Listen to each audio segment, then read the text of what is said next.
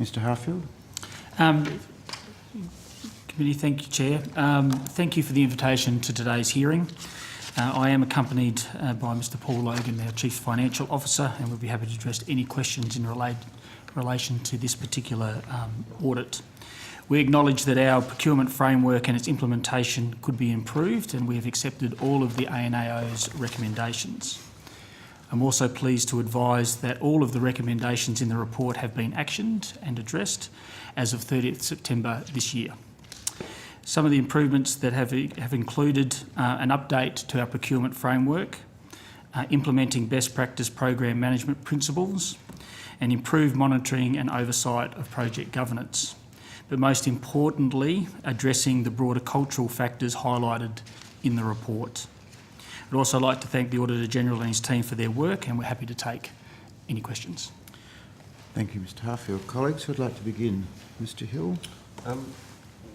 Why did you routinely fail to adhere to your own procurement policies and procedures in procuring the services? Because my reading of the report suggests that broadly the framework was right, but at every single level of the organisation it simply wasn't followed. To put it succinctly, there was a false premise that the strategic partnership that had been formed was based around that would be an area of sole source and that we would draw down certain expertise off that strategic partnership. But as detailed in the audit report, that the construct of that strategic partnership was flawed, and so everyone was working off a false premise. The other element that I'd put to it is that the cultural elements of application of authorised exemptions, pieces that come out in the report, is something that is systemic or could be classed as being systemic within the organisation and as a part of the areas that we've particularly addressed. And on what basis did you decide to enter a strategic partnership? The reason for the strategic partnership is the procurement of One Sky is one of those once-in-a-generation type programs that we would do. You don't often replace an air traffic control system every day, and so the size and complexity of this particular program to our everyday normal project delivery, but that we needed to make sure that we had the expertise for complex programs. The other element that added a complexity is that we were doing it as the lead agency on behalf of Defence for one particular, for this procurement. And not only that expertise, we needed to build that capability. So we formed a strategic partnership with an entity that we believe, because it was set up, had influence of the Australian government plus also the UK and Canadian government, as well as the DMO at the time, to address areas of concern in complex acquisitions, that we would form a thing to help us build that capability over the life of the project. And they were the only entity in Australia that could do this? At that time, they were the only ones that were sort of known to us. In hindsight and going back through and the lessons learnt out of that, there are other areas that we could have gone to. How did you know them? System. Because of our relationship with Defence and the work that they had been doing through the Defence area, that they would recommended to us, and we had started to form a relationship in building complex program management expertise. And as time went on and we closed in on preparing for the request for tender, we formed the strategic partnership to assist us. And you just paid whatever they asked? No, there was, at the start, we based on an assessment and quotes. What comes out in the report is that as we went on, and there was this assumption that the construct was right of this procurement, that it could be drawn down on. However, we made a number of errors where we didn't reassess or we didn't test and benchmark appropriately those particular costs. So you didn't check with Defence, given they supposedly recommended them to you, how much they were paying? On occasion, we did check with Defence, but as it's pointed out in the report, that that was not documented appropriately, or it was taken on sort of word and certain assessments. But the thing that we acknowledge is that our documentation of those decisions was inadequate. Senator Mackenzie. I was going to go to the same thing, but there's an assumption, I think, that the procurement framework that you were operating under was okay, and it was the implementation of that throughout the organisation that led to the issues raised.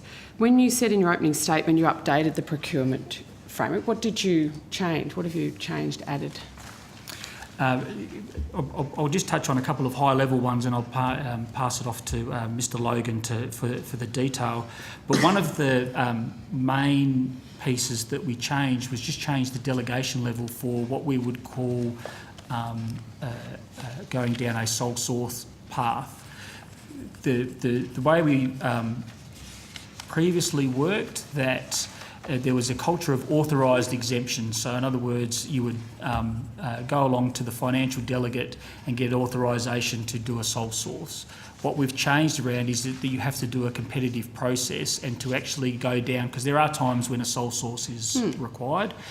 In doing that, Mr. Logan is now the authoriser, that it has to come to him to sign rather than the financial delegate to approve. So in other words, the barriers to be able to do it have been put in place, that if we get there, that it's actually the required, and so the exception or the norm, my apologies, is actually to do a competitive tender. But I'll pass off to, hand over to Mr. Logan. Thanks, Mr. Hull. In essence, the piece that we added into the framework was more explicit criteria around emphasising the need for competitive process and being more explicit on the criteria for when, on those rare occasions, you should be using non-competitive processes, what the criteria for that actually was, so that then we've got a better benchmark or template around how to make those decisions if we're seeking to head down a path of not going to a competitive track. Have you updated anything around disclosure of conflict of interest? We've also bolstered some of that in line with the audit report's findings, and in particular around applications of probity auditors versus probity advisors, to be a little more explicit on those. And furthermore, just to add to that, is that we've just conducted a probity audit of the One Sky program to ensure that the changes that we've made to the probity framework as a result of this audit have been implemented appropriately and are effective. And so you've just conducted that? And They've conducted that, and that report goes to the Airservices board next week. Right. Mr. Hare, from what you've heard from Airservices, is that an appropriate sort of response to some of your concerns raised? The description of what they've undertaken sounds like the type of things that we would expect to have occurred. I think the emphasis on cultural change is quite important given the systemic nature of the issues that we identified. Thank you. Thanks, Chair. Ms Broadbent. Thanks, Chair. I just want to turn to ICCPM. Can you give us some background on that organisation, where it came from, who was working with it, who were the primes in the organisation, and also who the subcontractors were? The ICCPM, my understanding, and as detailed in the report, was created as a result of trying to get a sort of a centre of excellence around complex program management as a result of a number of failures, particularly in the military acquisition space.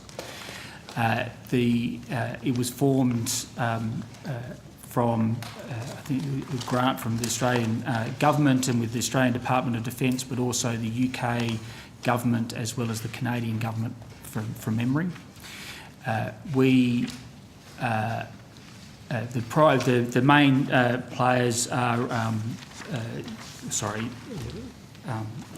at the time that we engaged, had a number of people with extensive military and defence program management and acquisition experience, such as Mr. Harry Bradford and Mr. Andrew Pike, that are mentioned in the report, and a range of other expertise, particularly in defence procurements. Okay, because I understand it was a sort of an extension of the DMO University, or was it an evolution of the DMO University? That's sort of my understanding. Okay, because that was explicit, as I understand it, set up as a training outfit rather than a consultancy outfit. Yeah, so from our perspective, our initial engagement with ICT was around that education, skills and capability piece, but as time went on, we set up a strategic partnership where that they could help us source subject matter expertise to help supplement. As we, and what the report highlights is that contracting model that we went through actually created some of those perceived potential conflicts of interest which weren't handled appropriately, and one of the areas that we've addressed subsequently to that is that we are contracting direct with the individuals rather than through ICCPM. Okay, so the